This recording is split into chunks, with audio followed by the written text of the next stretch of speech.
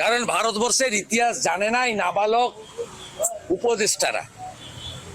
এই সুদখোর মোল্লা ইউনুস এ জানে না ইতিহাস।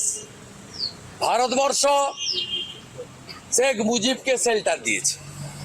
ভারতবর্ষ এর আগে মুজিব সাহেবের পুরো পরিবারকে শেল্টার দিয়েছে।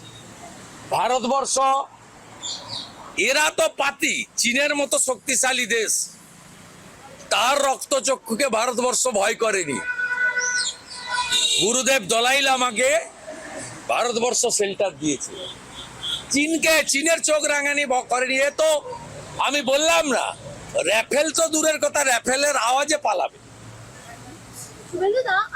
এদেরকে কেউ কাউন্টই করে না, মশা মাছি। হেঁটে গেলে মারিয়ে নিয়ে চলে যাব আমরা। কলকাতা শহরে যে গার্বেজটা আজকে সকালে উঠেছে, ওটা যদি কার্গো প্লেন আমাদের এত আছে, আমরা উপরে নিয়ে গিয়ে শুধু ঢাকনাটা খুলে দিই, মোল্লা ইউনুস সহ গোটা ঢাকা চাপা পড়ে যাবে। যারা জুতোর মালা পরিয়েছে তাদেরকে ওই গোলাম নিজামীর মতো দড়ি পড়তে হবে। আমি আজকে বলে গেলাম, এই রাজাকারের নাতিদের অবস্থা কি হয় শুধু দেখতে থাকুন।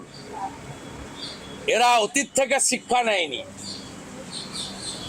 বাংলাদেশের মুক্তিযোদ্ধার চেতনা এবং আবেগ যারা অস্বীকার করবে, তাদের কপালে জুতোর মালা নয়, গোলাম নিজামীর মতো দড়ি অপেক্ষা করছে।